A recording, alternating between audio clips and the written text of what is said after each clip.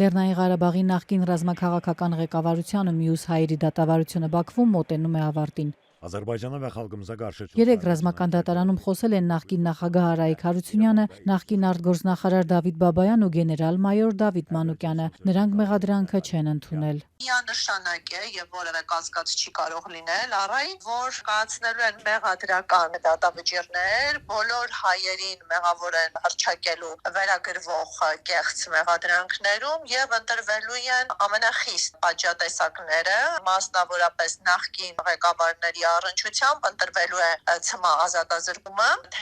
երկու նախագահները ում տարիքը 65 գերազանցում է կընտրվի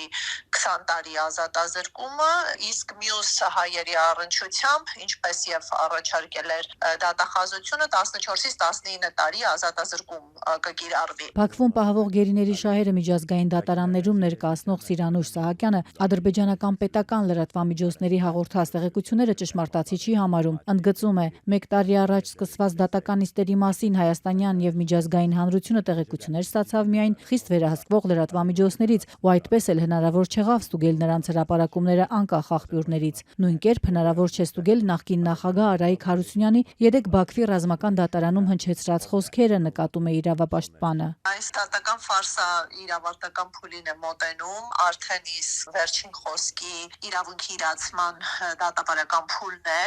թե 15-ի եւ թե Ռուբեն Վարդանյանի գործով, կարծում եմ մինչև դեկտեմբերի 30-ը ընթացող նիստերի շրջանակներում ձևական հնարավորություն կտրվի օգտվել այս իրավունքից, իմ գնահատմամբ հունվար ամսին նրանք արդեն կհրապարակեն դատավճիռները։ Թեքստիլանդրիլան Արայիկ Հարությունյան Ըստ Ազերթաջ պետական գործակալության Հարությունյանն իր վերջին խոսքում հակադարձել է դատախազի ներկայացրած մեղադրանքին, նշել է, որ ինքը բավարար չափով տեղեկացված մարդ է, բայց 1993 թվականին Քելբաջարի թունելում եւ Բելիգբաղ բնակավայրում տեղի ունեցածի մասին իմացել է հենց դատարանում։ Ազերթաջը չի մանրամասնում, թե ըստ պաշտոնական Բաքվի վարկածի ինչ է տեղի ունեցել Քելբաջարում 32 տարի առաջ։ Պետական լրատվամիջոցի պնդմամբ Արայիկ Հարությունյանը դատարանում նկարագրվածը համարել է ռազմական հանցագործություն։ Հարությունյանը նաև ասել է, որ չի ընդունում իրեն առաջադրված մեղադրանքը։ 2023 թվականին Լեռնային Ղարաբաղի հայաթափումից հետո գերեվարված նախկին պաշտոնյան մեղադրվում է ռազմական ծանր հանցագործությունների, հանցավոր խմբավորման մեջ ներառվելու, առևտրային ապօրինի գործունեությանը մասնակցելու,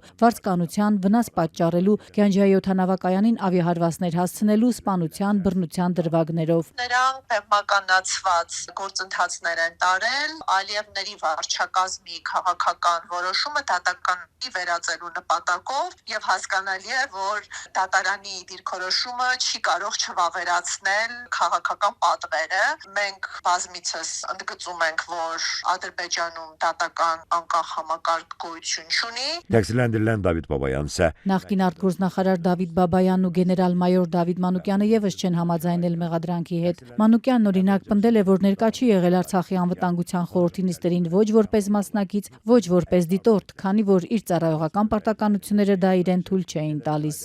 Այս գործերը քննվել են առանց միջազգային ներկայության եւ այն դատավորների կողմից, ովքեր կրթվել եւ դաստիարակվել են հայատյացության մթնոլորտում։ Էրմենստան վեթենդաշ Ռուբեն Վարդանյանն Օրերս էլ ավարտվեց Արցախի նախկին պետնախարար Ռուբեն Վարդանյանի դատաքննությունը։ Դատախազությունը պահանջում է նրան դատապարտել ՑՄ ազատազրկման, Ադրբեջանի դեմ պատերազմ ծրագրելու, իրագործելու, ահաբեկչության ֆինանսավորման համար մեղադրվող 57-ամյա Վարդանյանն ավելի վաղ հեռախոսազրույց էր ունեցել ավագ որդու Դավիթ Վարդանյանի հետ, նրան փոխանցել, որ իր եզրափակիչ խոսքում պատրաստվում է ընդգծել, տեղի ունեցողը դատական գործընթաց չի համարում։ Բաքվում 23 հայ է պահվում, նրանցից 7-ի վճիռները նախորդ տարիներին էին կայացվել։